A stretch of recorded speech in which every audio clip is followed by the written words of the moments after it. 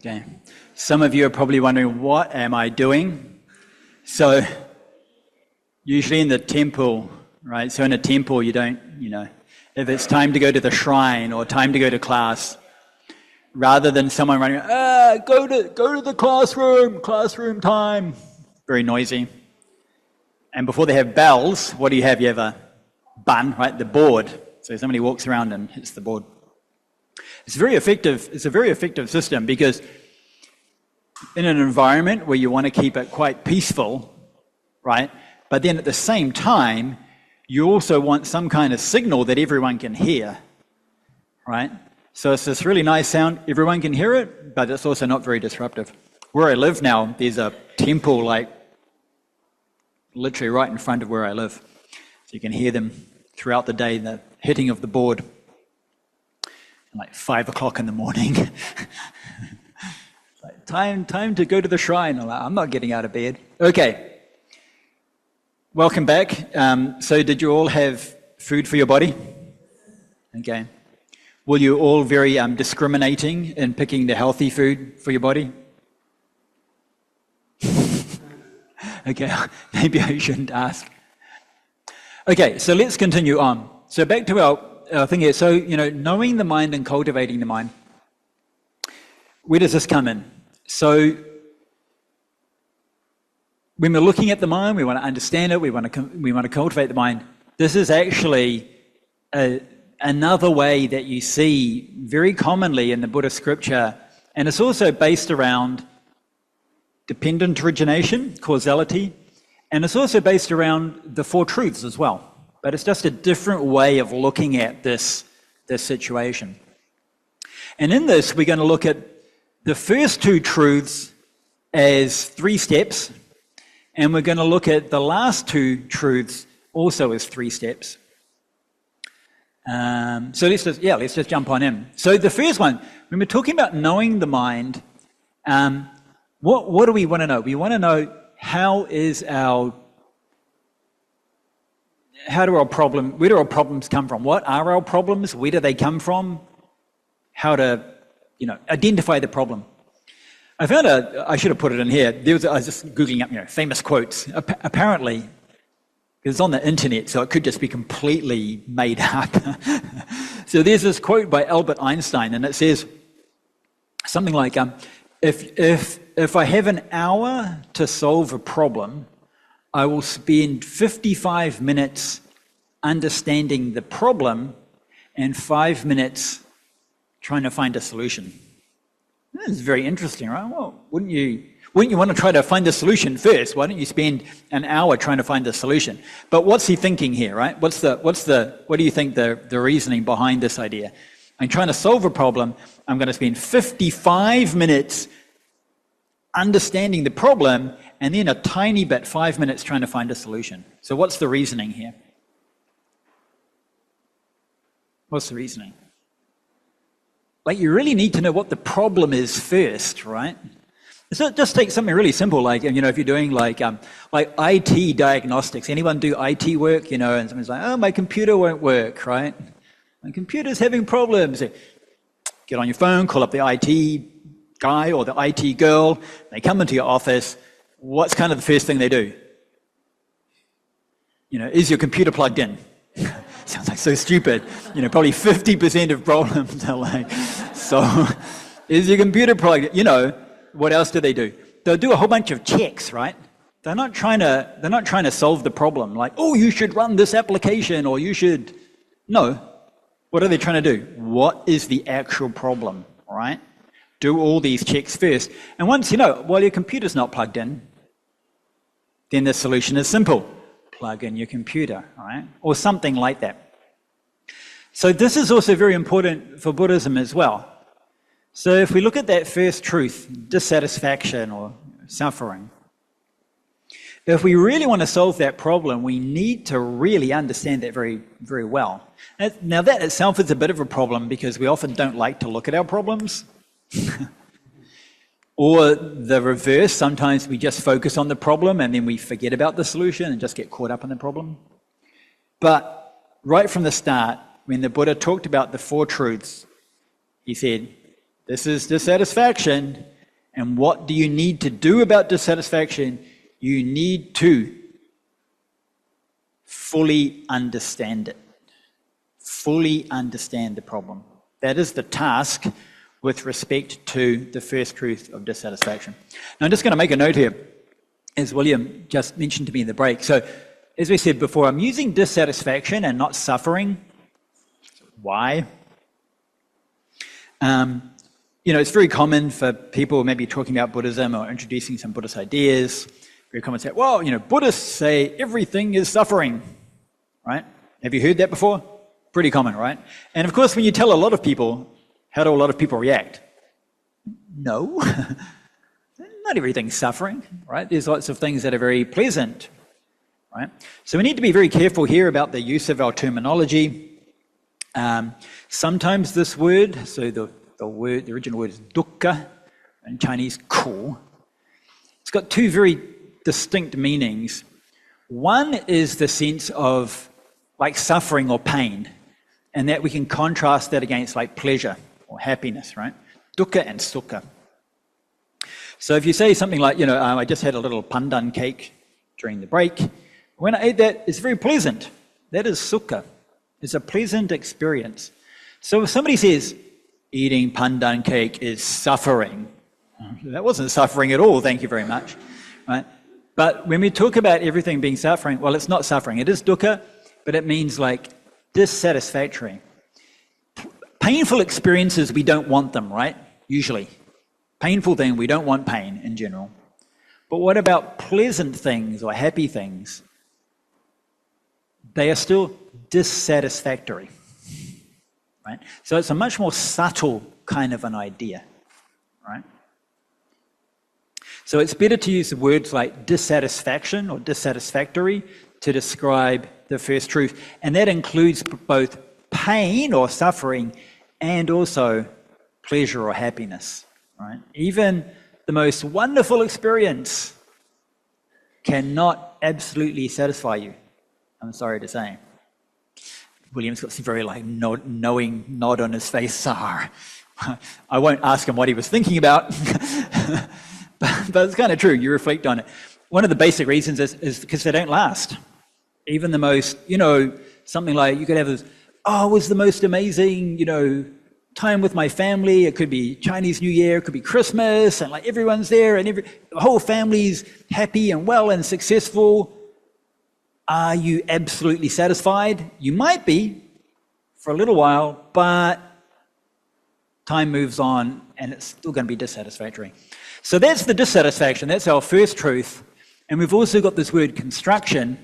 And by construction here, I'm talking about the causes, right? How it's made, that process of how that comes about. So the construction of dissatisfaction is talking about these first two truths. So let's have a look at this, and we need to, like I said, we need to know it. We need to know that process. If we know exactly how our problems come to be, then we can do something about them. Okay, so what's the first step? Starts deep in what I'm going to call subconscious tendencies. Okay, I'm just going to go through this very quickly first, and then we're going to look at these each in detail. Subconscious tendencies. All the stuff in our mind that we don't normally see, but is in there. From these subconscious tendencies, the next step is they go from being subconscious to being conscious. They are active mental afflictions, active mental problems that we can see and feel and experience. We kind of don't see these ones. And the next step after they become active mental afflictions is they become active or external physical and verbal actions. All right? So it's a process. It's a process. From potentials that we have that we're not necessarily aware of, or we might know we have them, but they're like kind of hidden down deep, then these become active mental, emotional states and cognitive states. And based on that, then we act externally. Right? 3 steps. We need to know this process. And then the flip side, we're going to have the cultivation of the mind, which is the deconstruction of dissatisfaction, right? So just as this first step here is the when this exists, that exists, when this comes to be, that comes to be, that's construction, making something. The deconstruction is what? When this ceases to exist, when this ceases, that ceases. I'm going to deconstruct this process. When that doesn't exist, this doesn't exist. When the afflictions don't exist, the dissatisfaction doesn't exist, right? So the two flip sides. We've still got the same causal system, the two flip sides. Causal process of things coming into existence and the deconstruction of that causal process to remove them from existence. And it's also got three steps, and they go in kind of reverse order to this. This is the cultivation here. I'm going to talk about the so-called three trainings. The first training is the training in morality, ethics. Nowadays, I'd probably use the word ethics. Ethical discipline, precepts, basically. And that deals with what? That deals with our external behavior.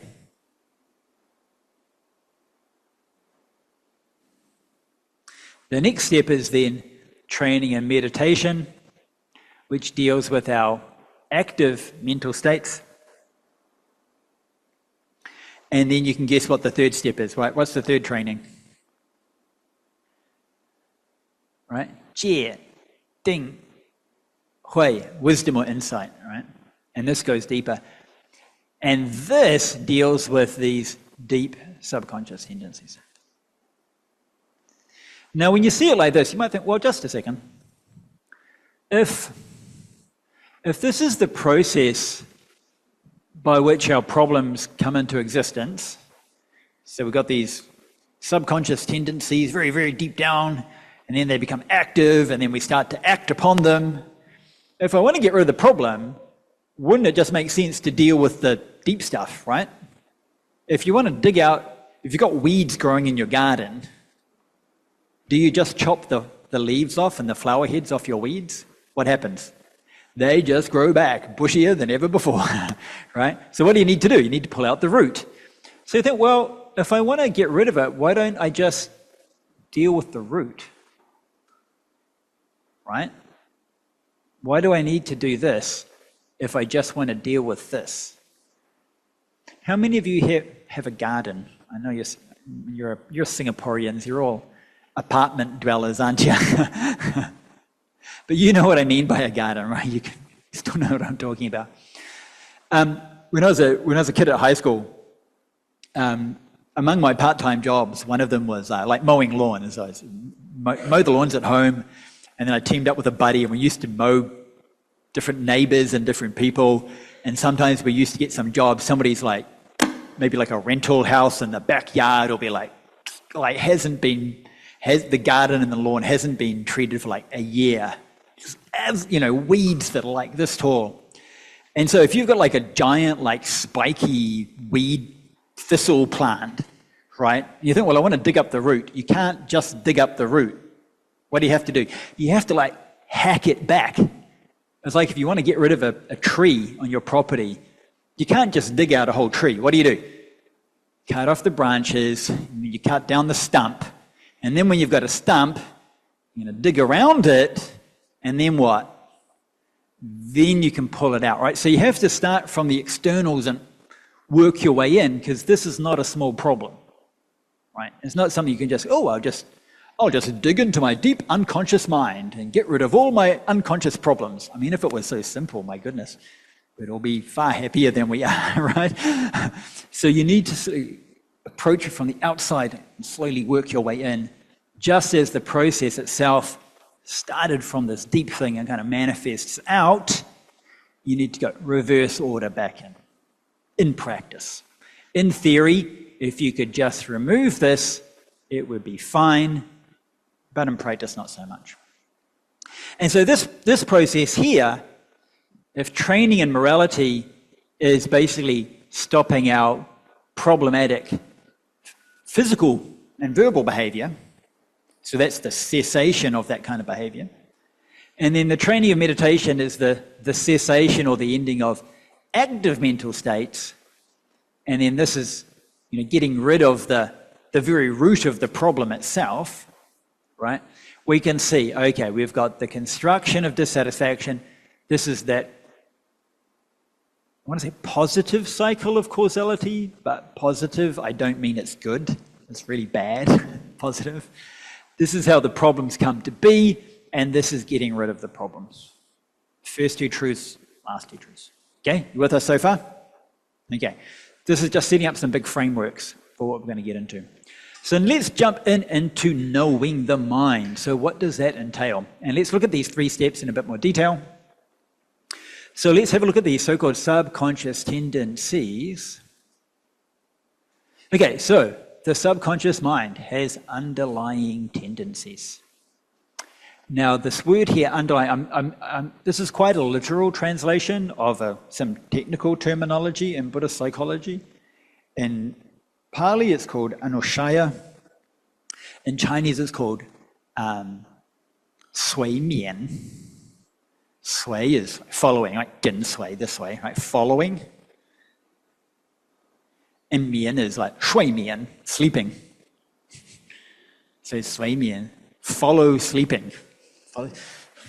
The Chinese, the word order is based on the Sanskrit word order, anushaya. But of course, Chinese doesn't work like that. It should be the reverse way. It should really be. Anyway, so what does it mean? So like, even if you look at the word like underlying, right? Lying down like it's sleeping.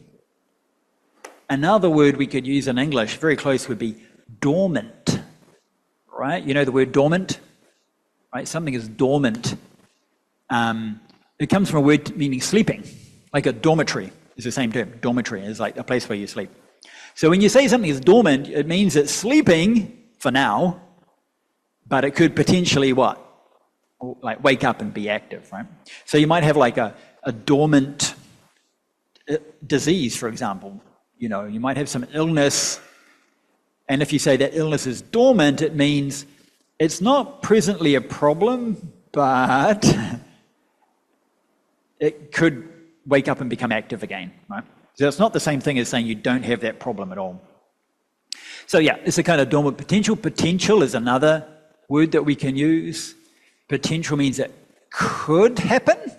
It's got the power, the potency, potential to happen, but it's not happening now, right? If you say a kid, oh, this kid's got a lot of potential to be a piano player, to be a world-famous piano player. They're not a world-famous piano player, but they could be if the conditions are right. If the conditions are right. And it also means, and like we said, there's subconscious. Sub means what? Sub means underneath, right? So we sometimes talk about like the conscious mind is maybe like water, like the surface of the water. What you can see on the surface level is conscious. You can be aware of it. So whatever you're thinking now or feeling now, that's conscious level experience. But underneath that is like sub, right? Underneath. We also have lots of other stuff going on in the mind, right? And so these are undetectable normally. We don't see them. They're not active under normal circumstances. And a very common metaphor that's used in Buddhist teachings is like kind of a seed.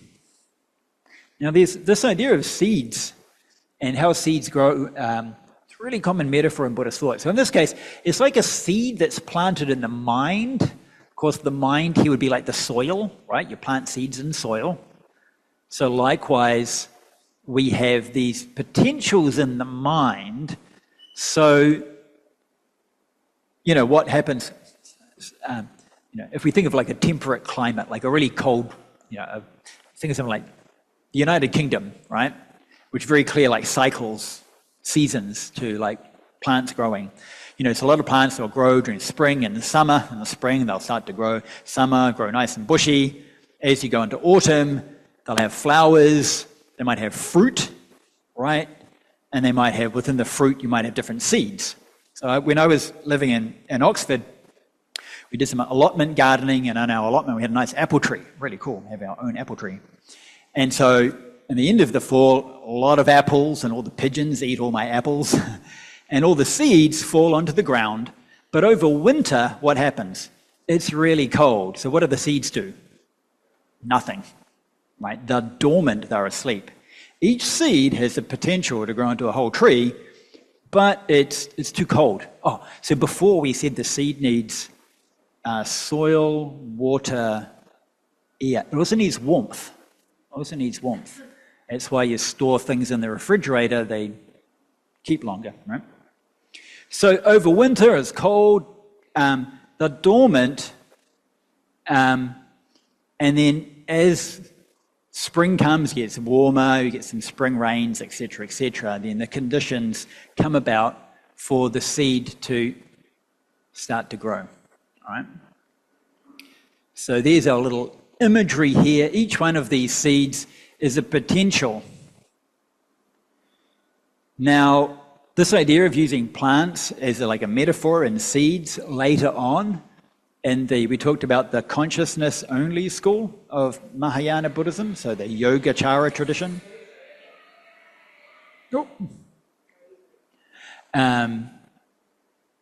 In that tradition, they often use the word bija, seeds, 种子, seeds, right? And it talks about basically our mind in its entirety is pretty much just a giant big sack of seeds, different seeds, right? And in different conditions, different seeds will start to grow. And when the seeds start to grow, they'll grow up and they'll form plants, and they'll in turn plant new seeds again. So this subconscious tendencies is an interesting metaphor, way to think about it. Of course, it's a metaphor, so don't take it absolutely the same. One important difference is, in real life, if you have seeds that sit on the ground, after time they'll start to rot, right? They will rot. Not every seed will grow up fully. If you leave them long enough, they'll decay. But in Buddhist thought, these seeds do not rot. These seeds, once they're there, are always going to be there until either they sprout and they grow, or you destroy them. You have to go in and actually get rid of them. Okay? They're not going to rot by themselves. This is the idea, for example, that karma, once you've done that karmic action, you're going to get some kind of result. You can't escape it. Doesn't matter how long or how far you try to run away, it's still there. So that's a bit of a difference. Okay, so these are the subconscious tendencies. Now, like I said, it's kind of hard to talk about this stuff because it's subconscious. We don't see it. But we all kind of know this, right? We all know that we have these things, right? How many of you have... So nowadays, we often use the term triggers. How many of you have triggers? How many of you have triggers? Yeah, you're like, yeah. Or sometimes you might say buttons, like, that guy was pushing my buttons, right? Same thing, right? And we know what happens with those things. And everyone's a little bit different, and there's lots of different reasons why different people have different triggers, but we do tend to know a lot of that's due to the experiences that we've had in life, right? Certain pains that we've had and whatever, all sorts of hurt, pain, trauma. What do we do with it? Squash, right? If I can squash it down low enough, it doesn't exist. And I can go about my life and pretend that everything's okay. Most of us do a pretty good job. Pretty good job. Very few of us do a very good job. Some of us do a terrible job. But then stuff happens in life and something starts to push your buttons, or something happens, and what happens with that triggering seed? What happens with it? Right? In Taiwan, they call them landmines. It's a pretty good one too, because also the land was buried in the ground and you don't see it. Like walking along. boom. Okay, I shouldn't make light of it because like landmines are actually like just horribly evil things. They're really like horribly evil.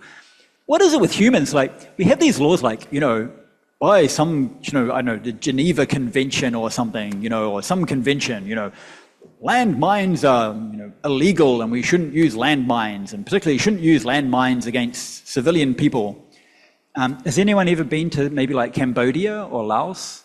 Maybe Angkor Wat? Angkor Wat, the temples there?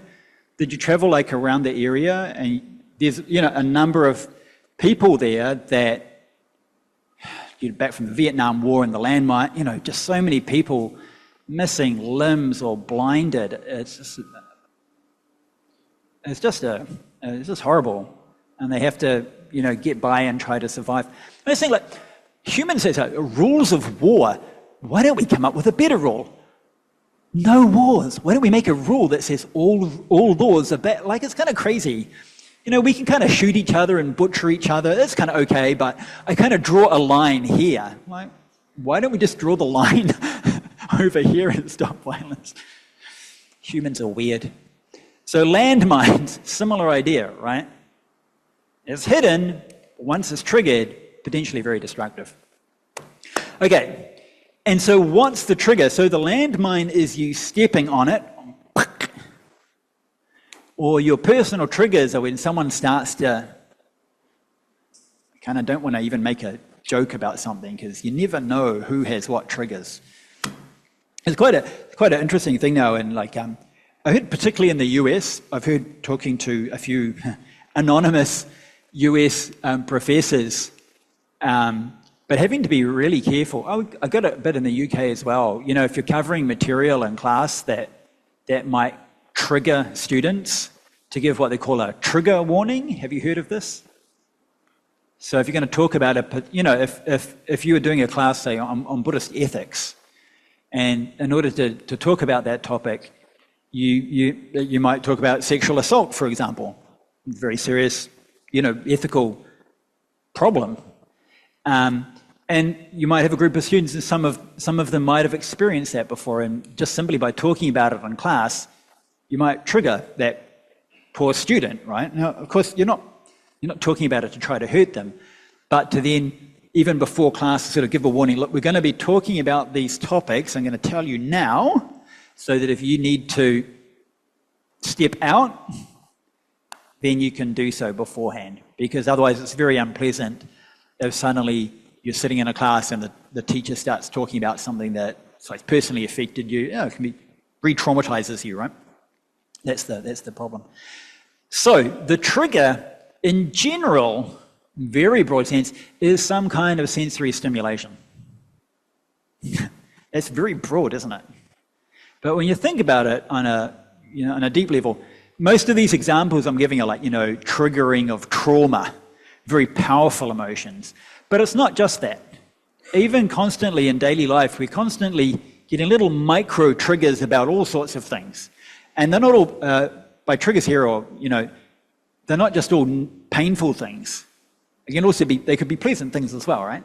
You could start talking about a topic like, oh yeah, say, I went to visit, Dharma Drum Temple in Taiwan. And you're like, yeah, I went there too. And then suddenly you get triggered of all these like happy memories and stuff like that. It's still a trigger. It's just not a painful one, right?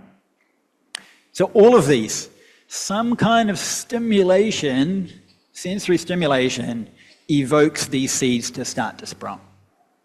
Just like the warmth in the water and these things trigger these little seeds to sprout as well. Now, so what are the triggers? Two basic types. The first one are what we're going to call sensations. That are three basic categories in Buddhist thought: pleasant sensations, painful sensations, or neutral sensations. Now, often in English Buddhist terminology, the word they'll use here are feelings. Has anyone heard of the 5 aggregates in Buddhist thought? The 5 aggregates, so like the right? The physical body, and then they'll usually say this is like feelings, and then these are like perceptions, different psychological complexes, and then usually we say consciousness. This one here usually gets translated as feelings, but I don't think it's very accurate, because in English, if we say feelings, it's a really broad category, and it usually means something kind of like emotions, but these, I don't consider these emotions as such. I think of the emotions of like anger is an emotion, jealousy and pride are emotions, like emotion. They make me move, they drive me to do some things. These are in many ways a bit more passive.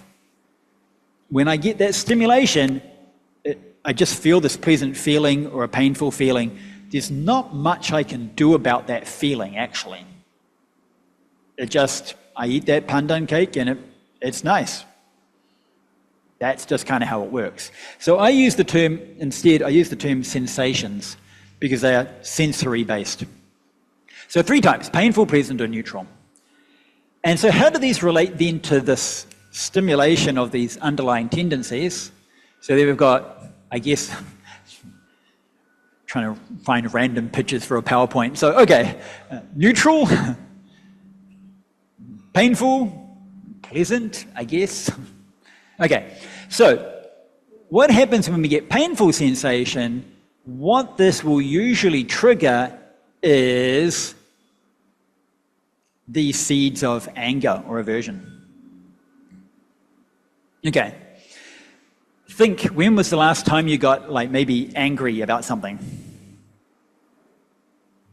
Have a think. I know you know, I don't get angry. Come on. Think for a second. When did you last get angry? Let's do this with our groups, shall we? Can we do 2 by 2 this time? How is this going to work? It's a bit messy. It's a bit quicker with 2 by 2 because it's just 2 people to discuss. Okay, we're going to pair off. Just figure it out. 2 by 2. Try to do 2. If you can't, the 3 is okay, but try to do 2. It's easier. Tell your buddy when you last got angry. Yeah, simple, just like that. 1 minute, 30 seconds each. When did you last get angry? Not just when, but like the actual situation. I don't go, yesterday, that's when. What happened? You two? Who are you talking with? You want to, okay, you're 4 of you, I don't care, whatever. Okay, 3 of you there. You two? Who are you talking with? Oh, there's someone, okay. You 2, you 3, okay. You 2, good. You 3, okay. 30 seconds left.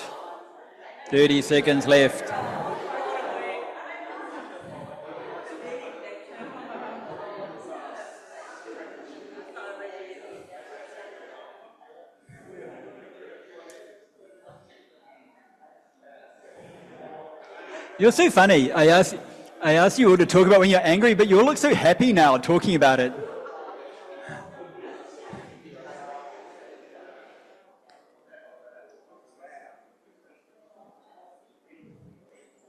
Okay. Ding, ding, ding, ding. Ding, ding. Okay.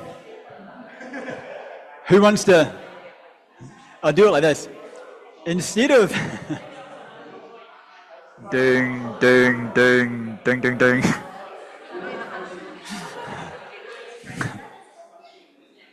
You're all so happy talking about your anger. And then I yelled at him. And threw a rock at his car. Sounds so heavy. Ding, ding, ding. Okay, time. Okay. To make it more fun, and rather than have you tell me when you were angry, we'll make it more funny. Somebody put up your hand and tell me when your buddy last got angry. Like, what did your buddy tell me? Yeah. It'll make it a bit more anonymous. Okay. So what happened? Shh, everyone. Okay. All right, you want to grab the mic? saw ants in the kitchen and just angry family members for not taking care of the space. Okay, so family members not taking care of the space in the kitchen. So, Yep. so that a lot of ants gather around. So a lot of ants got around and he got angry at the family members or the ants. Yes, not the ants, the family Okay, the members. family members. Okay, fair enough. Okay, someone else? The other person, was that accurate? Kind of. Okay, who else? Come on, someone.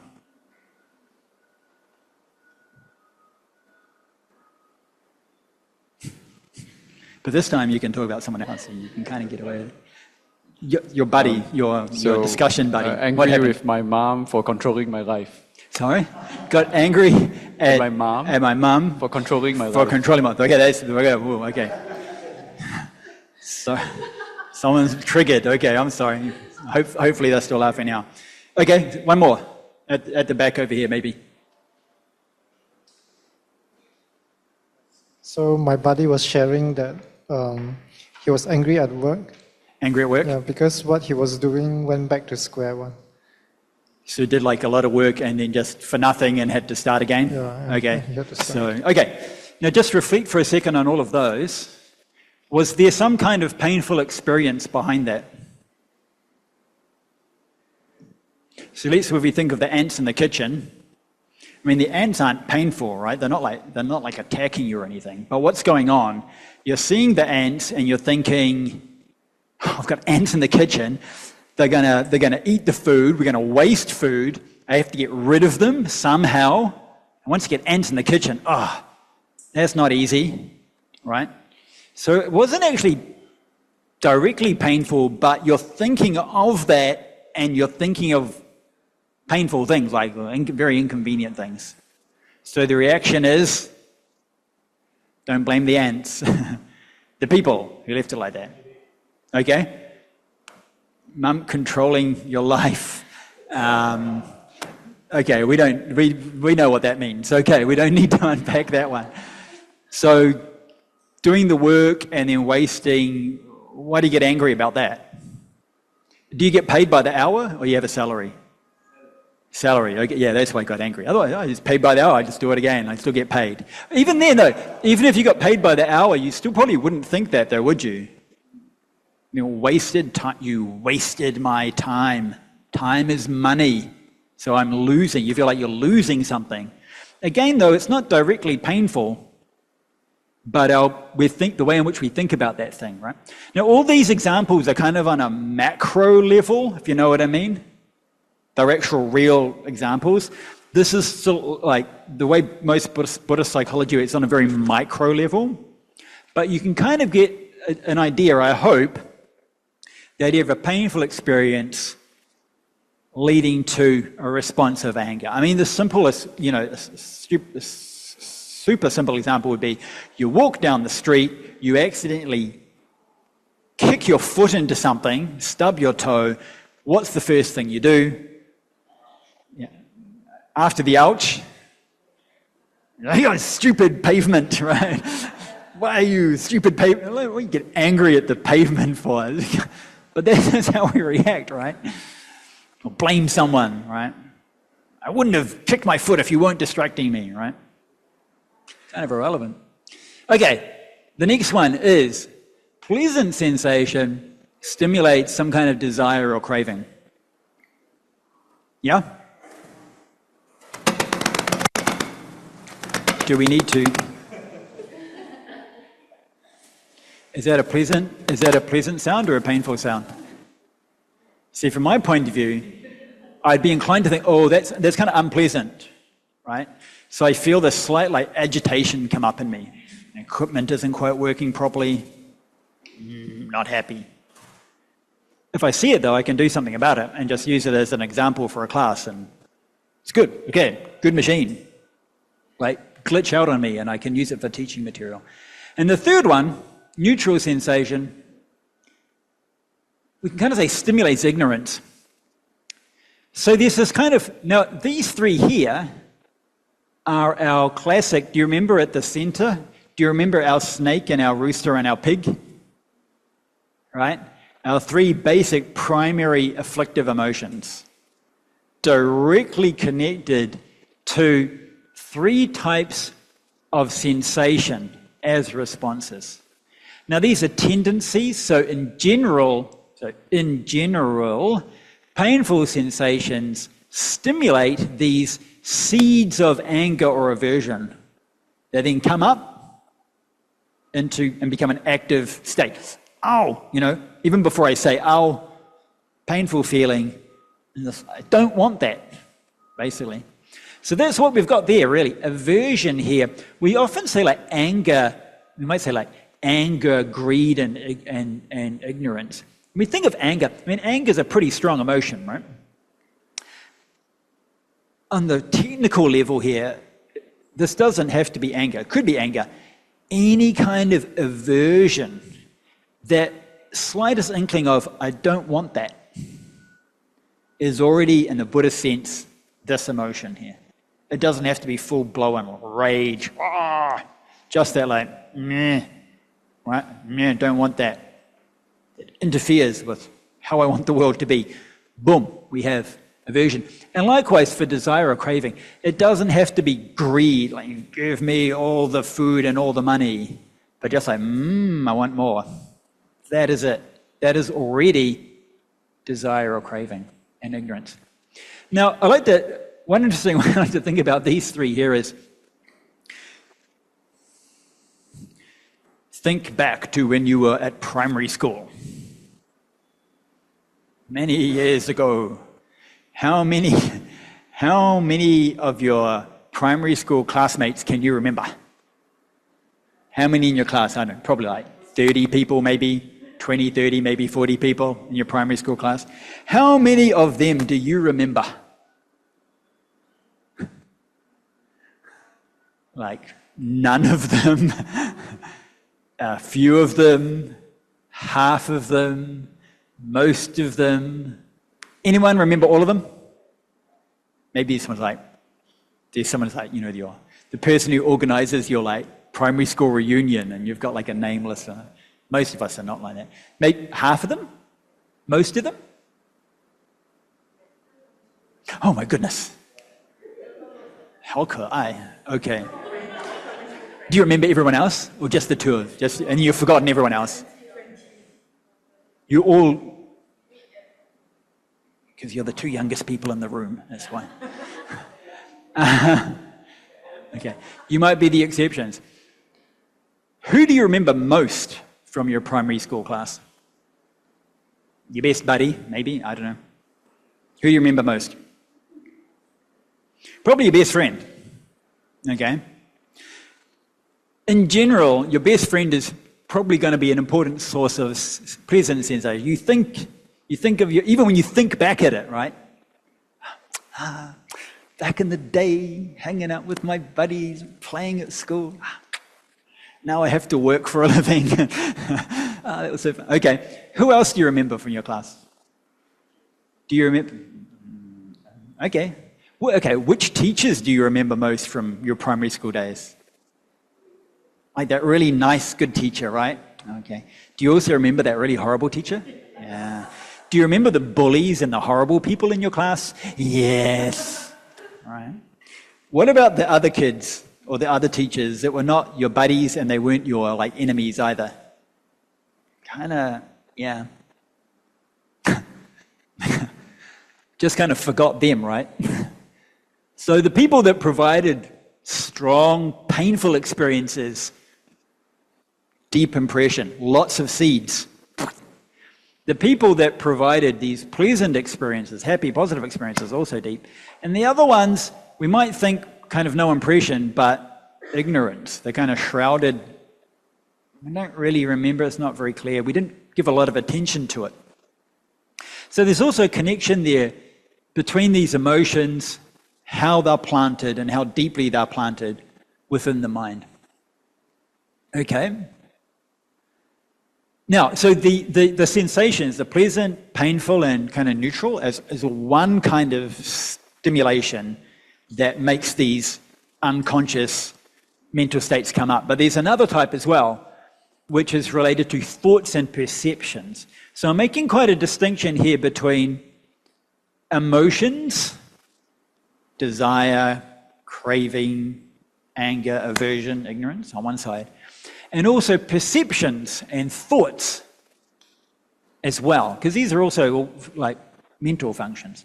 In Buddhist technical terms, this is sanya, so this is the third of the 5 aggregates, right? We have the physical matter, the physical body, the sensations that we just talked about, painful, pleasant, or neutral.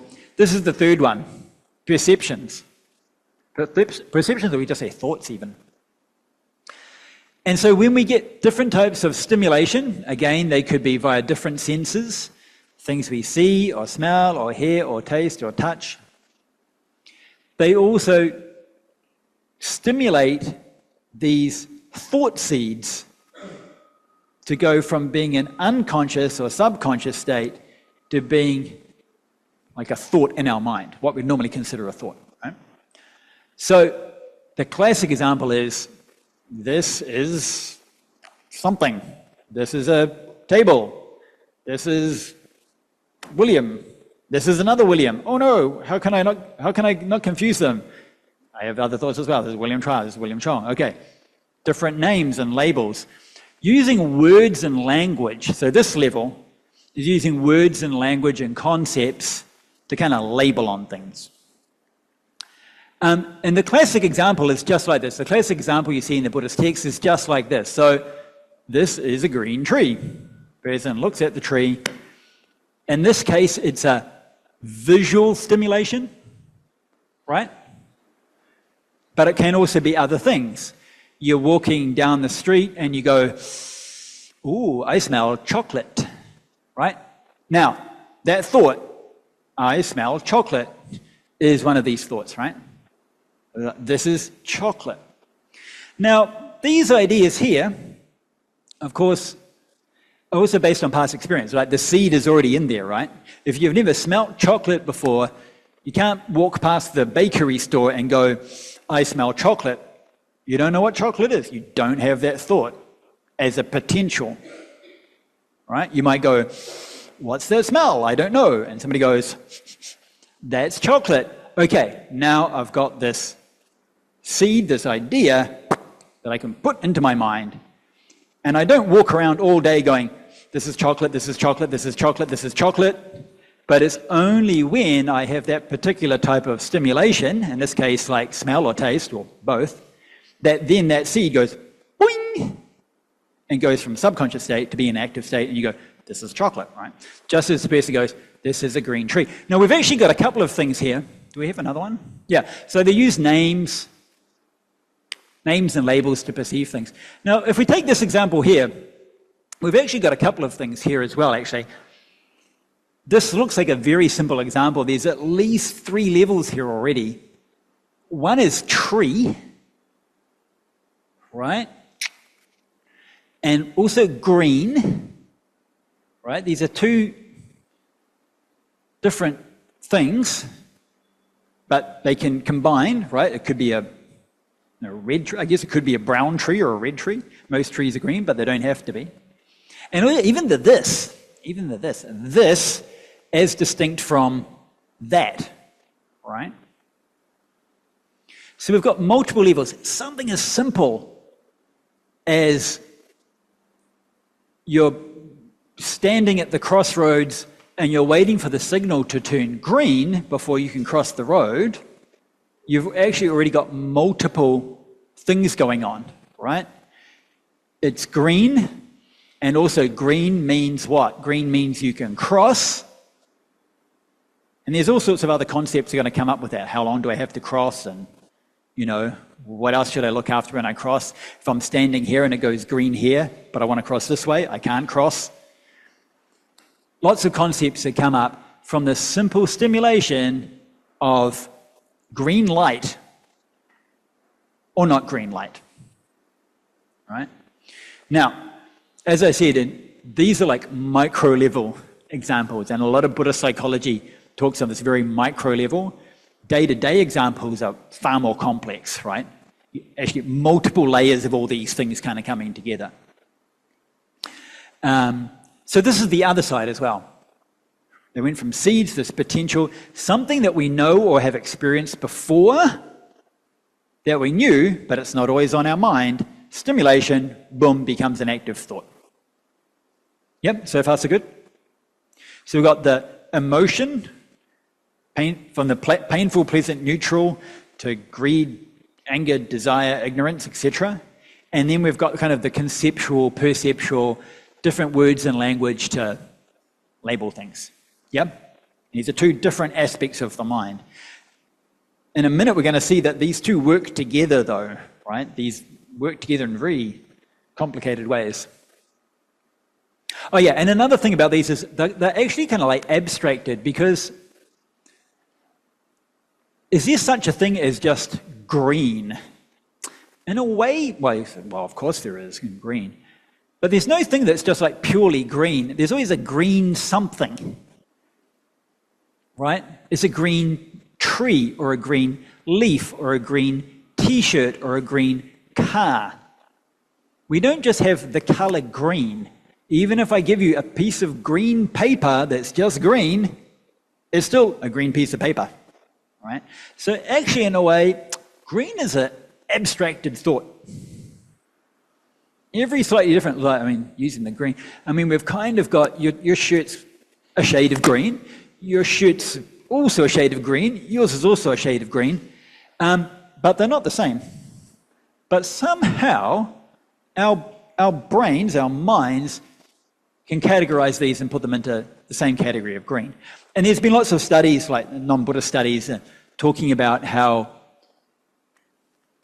you know, like different cultures and different languages having different words for things. So certain languages, for example, have, well, let's say, like, if you were an interior designer, your vocabulary for colors is going to be really broad. And be like, that is not lavender, that is mauve, right? And someone else is just like, they all look the same, just purple to me. It's like, no, this is lavender, and this is mauve, and this is something else, right?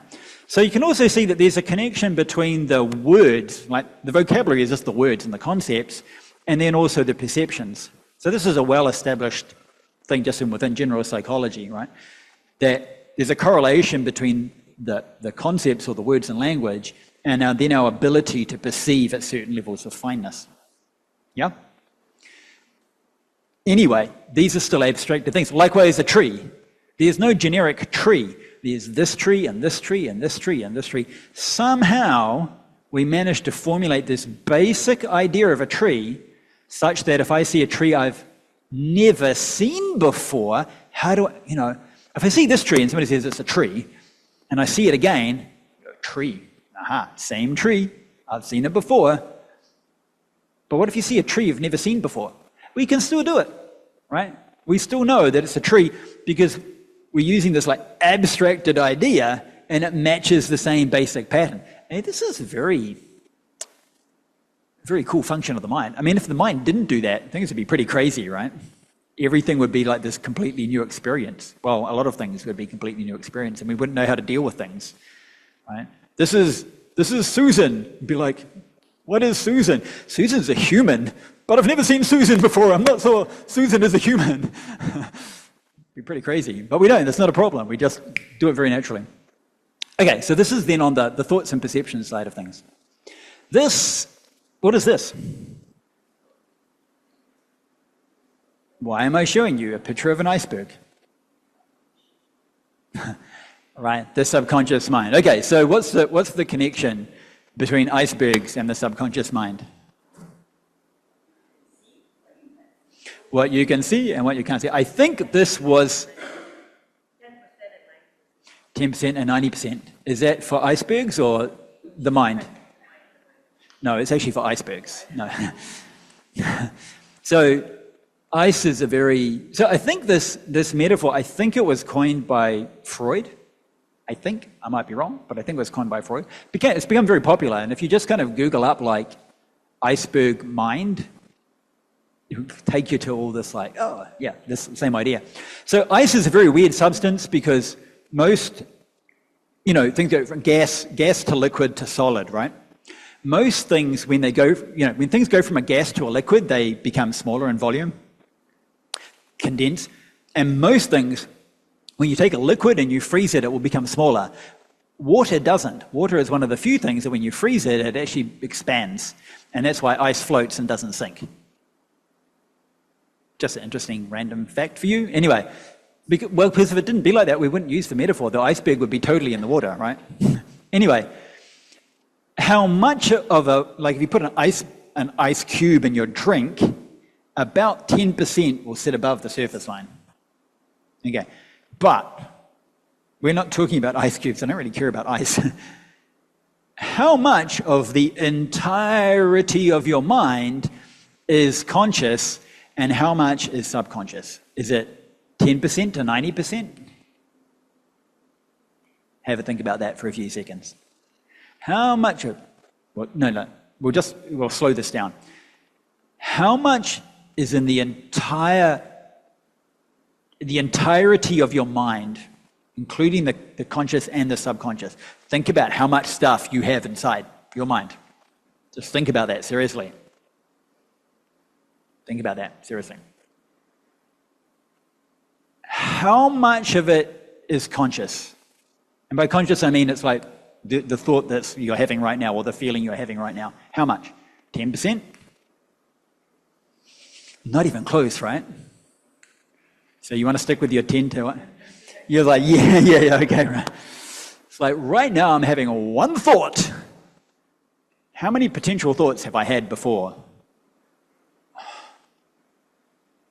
Right, just if I just standing right here, like this is the second time I've come to the temple here.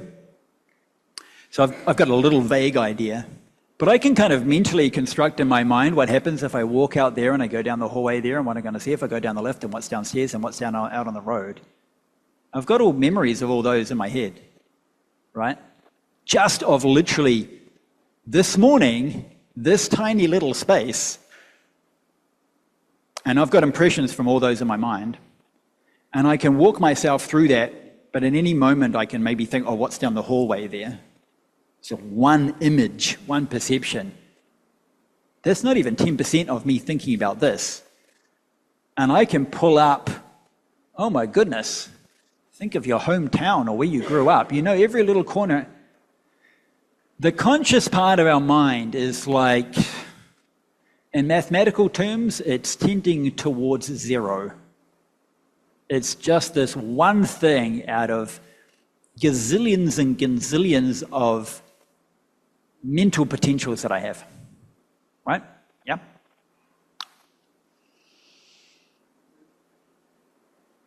Now, what else do we know about ice cubes? Not ice cubes, icebergs. I was thinking of putting in a picture of the Titanic, right? It's the other thing people think of for the... So what happened with the Titanic? What happened with the Titanic?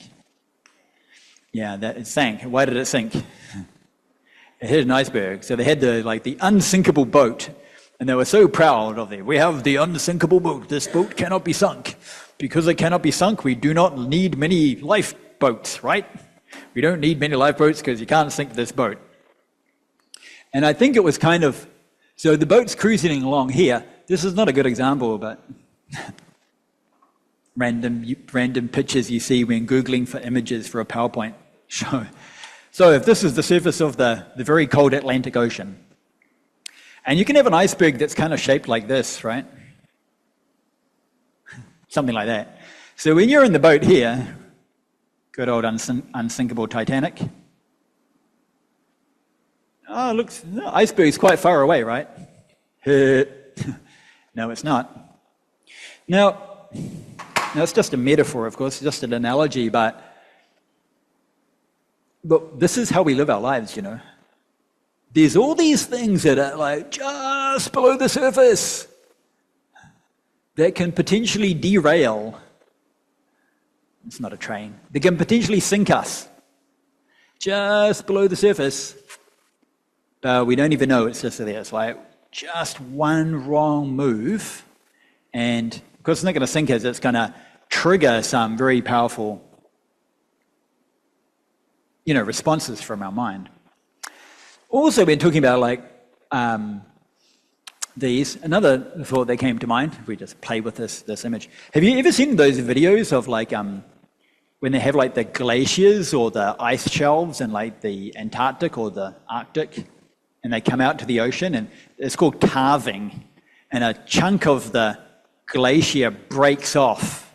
Have you seen those videos before? It's kind of freaky because you see like, it's like 100 meters high, right? But that's like above the surface. Ooh, that goes down a long way. And when it breaks off, it doesn't just stay upright like this. What does it do? The whole thing just flips, right? Just rewrites itself, rebalances itself. So it doesn't just sort of like go break into the water, blop, blop, blop, blop, blop. It completely flips over. Now, if we use this, if we play with this kind of metaphor for the mind, there's this possibility that this can also happen to us on a psychological level. Examples would be certain things, you know, various people going about their lives and everything just seems very normal or whatever in their life, until some incident that happens that triggers certain emotions, and it becomes like a snowball effect, like a chain effect, whereby over, could be days or weeks or months, pretty short time. I mean, usually our personalities are pretty stable, right? In general. They change as we get older, etc. But in general, they're pretty stable. But over a short time, massive changes in our personalities. You know, we talk about things like psychotic breakdown, for example, massive trauma that makes someone from being a healthy, successful, whatever in society, and the next thing you know, they're unemployed, they quit their job, they stay at home, they don't want to go out, they're barely eating, alcoholic, or something like that, right? What happened? Yeah, it's this kind of iceberg effect that we saw that successful, happy person, we saw that successful, happy person and thought that everything underneath was all very just going to sustain that forever.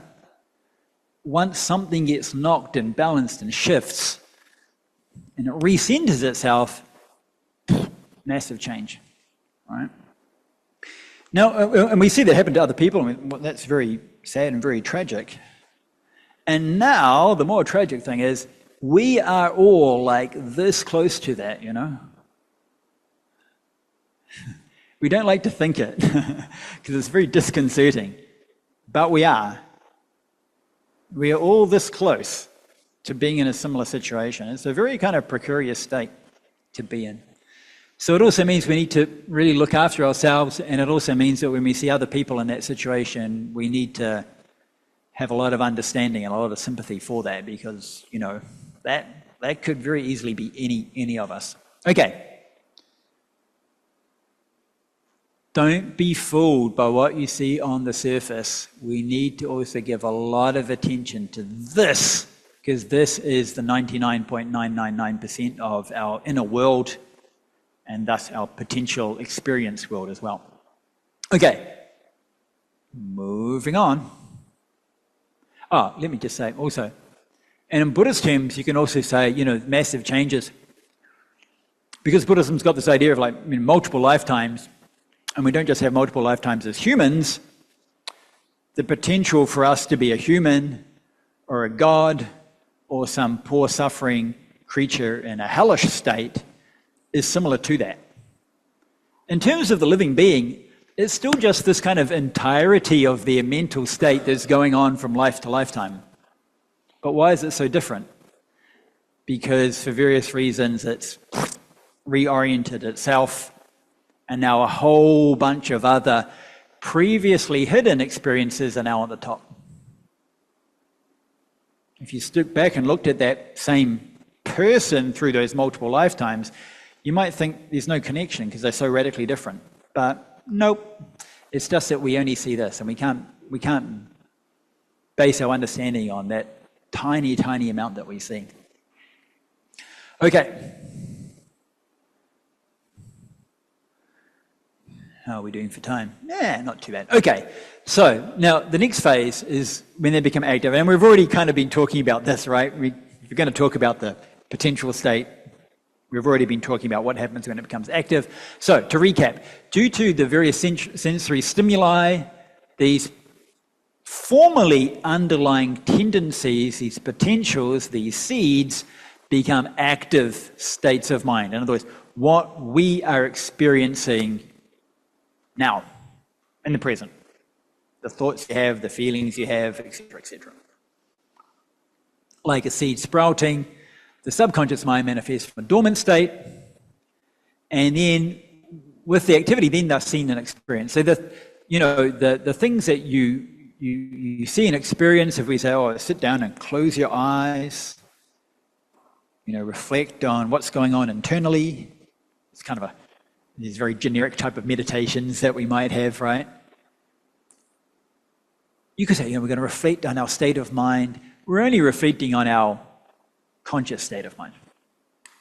It's kind of a pity because, most of us just spend our time, don't even look at that. We don't even look at our conscious, active state of mind very much at all. We're just dealing with the external world, right? And then every now and then we deal with the state of mind, and we haven't even thought about all that other stuff underneath that. It's pretty negligent of us. I'm saying us. I don't want to scold you. I'm scolding you and I'm scolding myself at the same time, okay? So with activity, these things become seen and experienced. And you can say, well, today I was, feeling pretty sad, or like, I was so happy today, I saw my old buddy, and okay, that's just the active ones. Click, click, hello. Click, click. Stimulation. Is this That's not on my slideshow. What did I do? I must have accidentally hit a button there. What happened? Yeah, no, that's not my slide. This is, no, not this slideshow. There should be another one. Yeah, okay. Oh, no, don't start from the start. Back. Yeah, up. Here, let's go here. Okay, thank you very much. Don't know what happened there. And I reflect, when machinery doesn't work properly, do I have a response of aversion? Maybe, maybe not. Okay, we did this. Okay, so there's our little plant growing. Okay, thank you for that. Okay, still talking about these active states. Okay, so on the emotional side, desire, aversion, ignorance. This is what I usually call emotions, because they are active, they are things that make us move. Emotion, right? Things that make us move are literally driving forces, right? Motive, movement forces. And these are, in general, known afflictions or defilements. This is the evil mind that we saw in that verse in the Dhammapada. Impure states of mind. They afflict us, they cause us distress, and so forth. Though sometimes desire gets given as like a, it's not just desire, aversion, and ignorance. There's all sorts of other different ones. We can analyze them into lots of different subcategories. Sometimes we just talk about in the most very broad terms, and we just say desire, and we make that as like a cover term for everything. Sometimes we use ignorance as a cover term for everything, but these are just greater degrees of generalization, okay? So, what do you see? What do you see?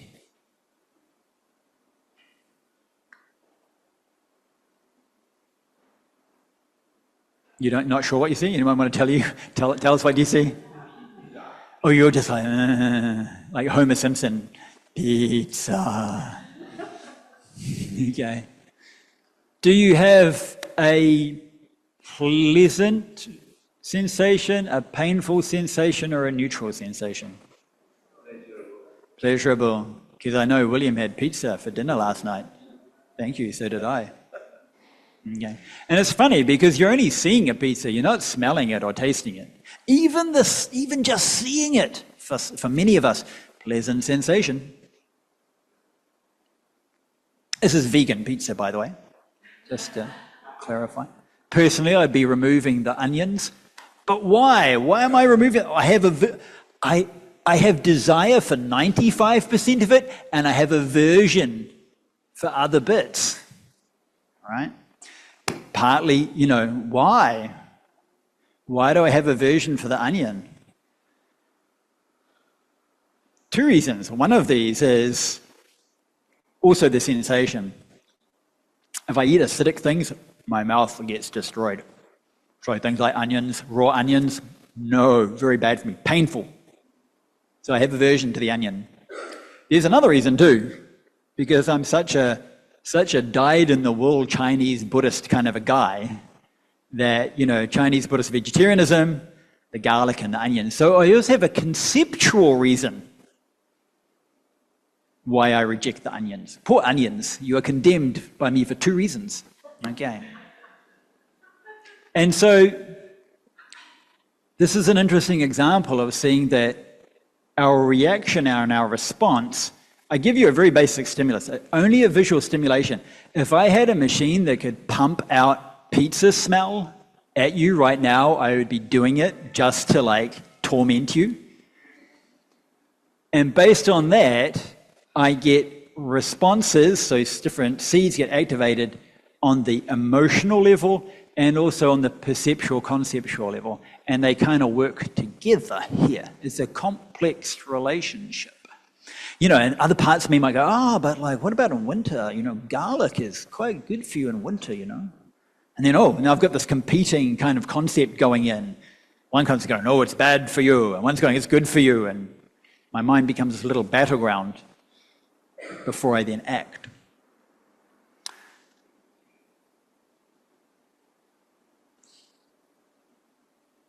And also because it's getting near lunchtime. I deliberately put in these pictures here. Jealousy would come into that category. So normally when we talk about the 3 root afflictions, okay, so desire, aversion, ignorance. Sometimes if they expand it out a bit more, they'll go for 5. And then the next one that is jealousy, right? And pride. Sometimes though, jealousy, you can kind of break it down into a couple of things. So good, this is a good example. So jealousy, so how does jealousy work? Think of a hypothetical situation, I won't say personally, think of a hypothetical situation where one might be jealous. A place in which you work, and you work very hard, and you put in a lot of effort, and you do a very good job, but there's someone else who is not as good and talented as you are, and they don't do much effort, and they get a lot of praise from the boss. Right? Okay. Classic kind of jealousy situation. Okay, so it's also possible. So you could just say, jealousy, okay, but you can also break it down in 2 ways as well. One thing might be that there's a desire element, there's a desire element and also an aversion element. So the desire element is the desire, so jealousy is usually with respect to another person for a start, right? So the desire element is usually that other person gets something that you want. If you didn't want to be praised by the boss, you probably wouldn't be jealous, right? Or maybe if your boss was kind of really creepy or something, you'd be like, I don't want the boss's attention. So I'm not jealous. You can have it. And on the other side is a bit of aversion. You might not like that other person much, right? So sometimes you could see jealousy as this kind of combination of the two, right? So in practical terms, we can talk about as it's an emotion of its own type. Like I said, Buddhism often breaks down into these very micro level, in which case, you could split it up, right? Does that help to answer the question? Yep. Okay. You jealous of the pizza? I don't know. How do we get here? Okay, now where are we going next? Okay, so talking about the perceptual side of things, we need to talk about this topic of construction of views around this idea of self. So this is a green tree. Doesn't really have that idea. Just that thing over there is a tree. This is a table. But a lot of our perceptual and this kind of the conceptual labeling of things also starts to bring in this other element, which is this element of oneself into it. I already gave one example of like, this is chocolate, or I am smelling chocolate. So there's a difference between saying, that's the smell of chocolate, no, that's chocolate, that's the smell of chocolate, and I am smelling chocolate. Now, the I is kind of introduced. Your nose doesn't do that. It just goes, smell, sends to the brain, brain takes mind or deep levels of mind, line it up, and that's kind of like impressions you've had in the past to a thing we call chocolate, so it's chocolate, but we like to add the I into it. So how does this work? So what we basically do is we start to establish relationships of things with respect to this idea of ourselves. With respect to ourselves. So we are incredibly self-centered. Now, of course, when we say self-centered in general, we have it in a very negative sense. Normally when we say self-centered or, in a very critical way, what we're talking about is types of self-centeredness that are socially not acceptable. But there are a huge amount of self-centered things that are absolutely socially acceptable. If I just say something like, I've got a cell phone, I've got a cell phone, you've got a cell phone, oh, this is a cell phone, this is a cell phone, this is a person, this is a person. And I take this and I put that over here, what's going on? What are you doing, right? You've already associated this. This isn't just a phone, this is your phone. Now, is that your phone a property of the phone?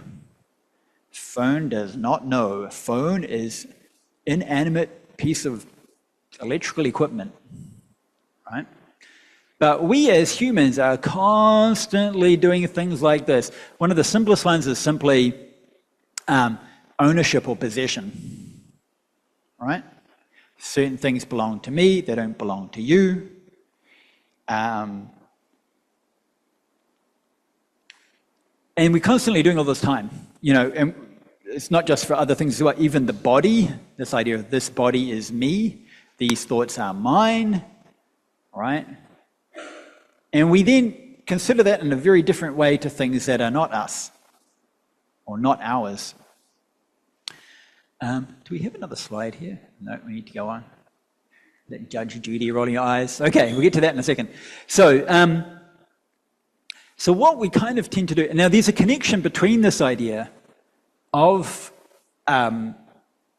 self or self-centeredness, because this is conceptual, right?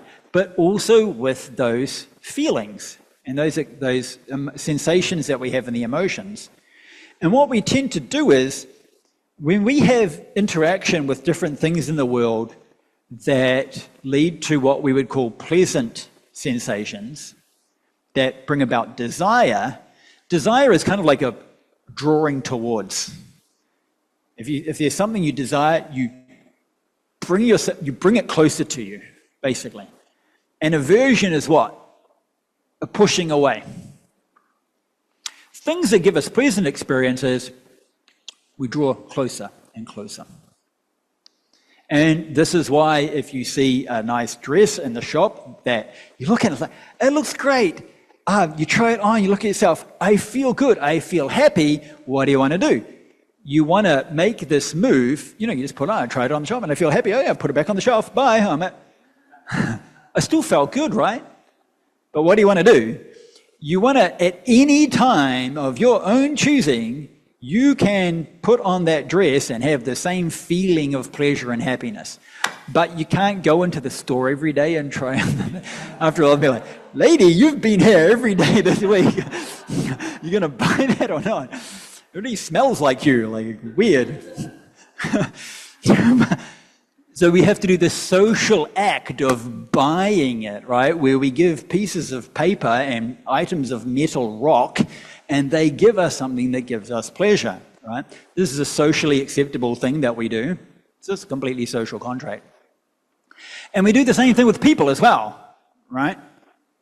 Meet someone for the first time, have interactions with them. You don't, it's just some person. If the interactions are pleasant in general, sooner or later you're going to start referring to this person as your friend, right? And if you do the opposite, that's my, I don't want to say enemy, but like, that person's not my friend. Not my friend. Why? Interaction with them is unpleasant. Why would I call them my friend, right? And even beyond that, so this is like the level of mine, but just think for a moment, that like increases, gets closer and closer. Like, we had the example of mothers controlling people's lives. When it comes to family members, these, we call them boundaries, right? The boundaries are very easily blurred. And you can kind of see why, for mothers in particular, before the child's born, that baby, that fetus is part of their body, is literally inside their body. The space that we designate as me, myself, that baby is part of it. Later on, they are separated, but of course the child is still so close to the mother. It's absolutely not surprising that this sense of, it's not just my child, that child is part of me, right? And if you think about when people get, as romantic relationships go on and fall in love, and get engaged and get married, we have terms for our spouse or our partner of my other half, for example. It's not me, one person, you, another person. We together are one person. I am half of that person. You're drawing that person so close to this self-center that you're literally putting them in the center. And the very center of that is the me, the I, and then stepping out of it is mine, things that belong to me. And the further I go, it kind of dissipates out until it's like neutral zone. And then beyond that is the things that are definitely not me and I don't want to have anything to do with them, right? They're painful. So there's a very strong connection between the conceptual labeling in terms of self, me, mine, I, and also the sensations that we experience and the emotions that we base on. And so pleasure, craving, desire is drawing into the center. Remember, the closer to the center is the closer to the me, the I, and the aversion is pushing away from that center. Now, that can be literally physically, but it's more in the abstract sense, right? It's conceptually centering or decentering.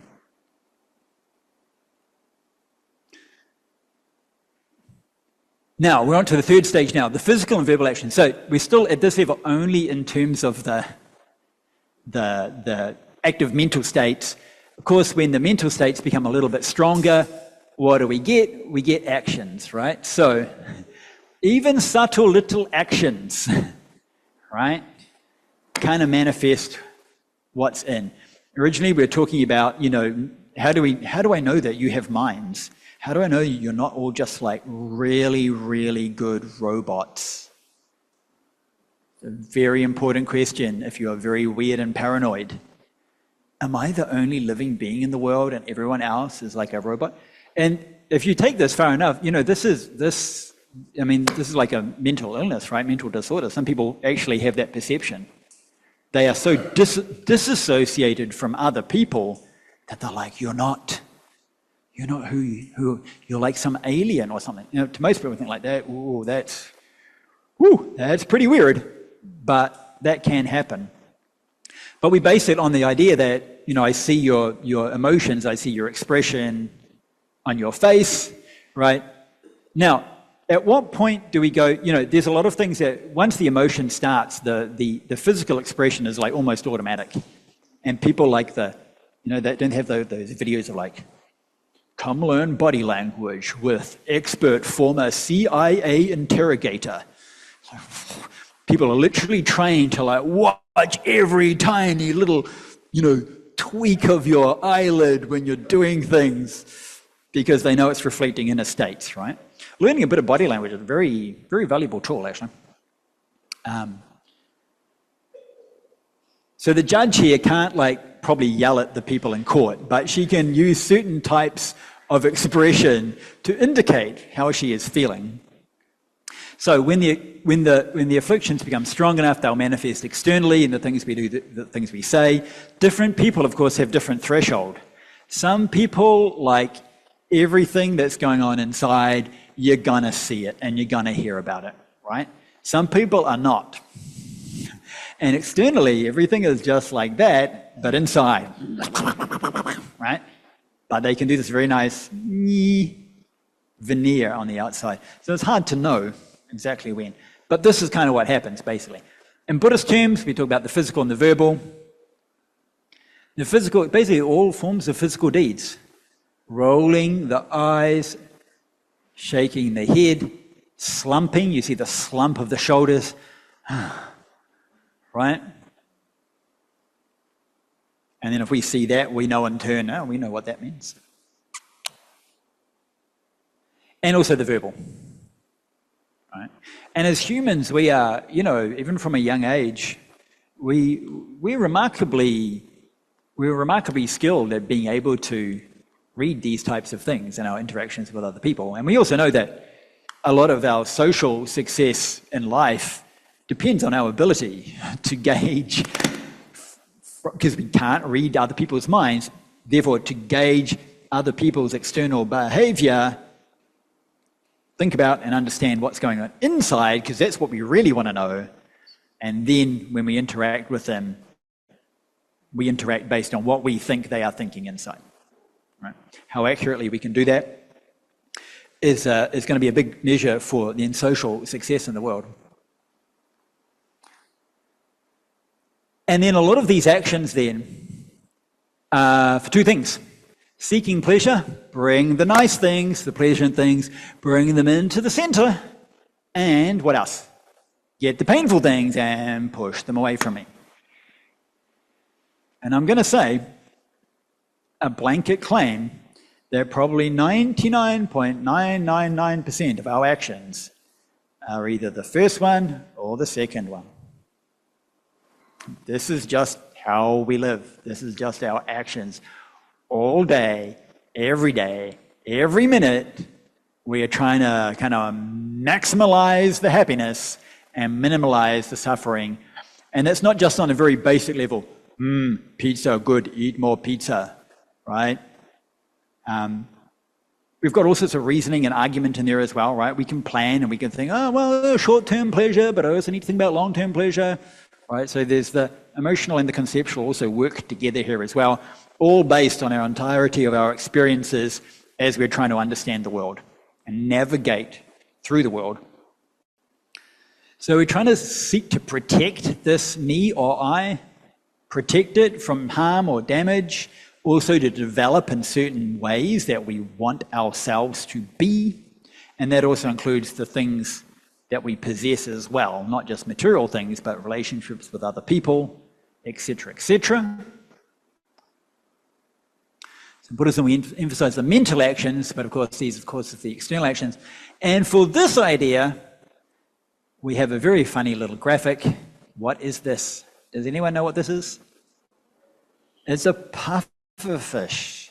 Have you ever encountered a pufferfish before? Maybe in an aquarium? When I say you've eaten one, poor pufferfish.